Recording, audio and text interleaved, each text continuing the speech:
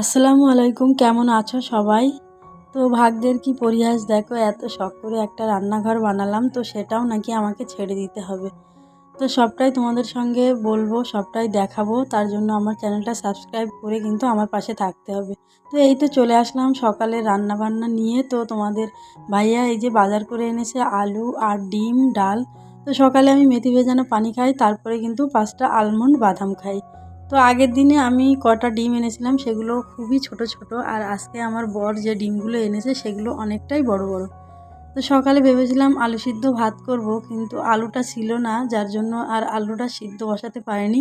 তো এখন আমি ডালটা সিদ্ধ করে নিলাম, তো ডাল সিদ্ধ আর ভাত করে নিলাম।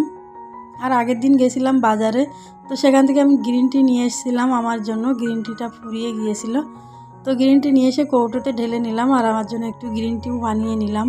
এই তো সকালের খাবার দেখো, সাদা ভাত আর এই যে মুগের ডাল সিদ্ধ আর একটু পেঁয়াজ, কাঁচা লঙ্কা আর শসা নিয়েছিলাম। আর দুপুরে তোমাদের ভাইয়া এনেছিল আমার জন্য বিরিয়ানি।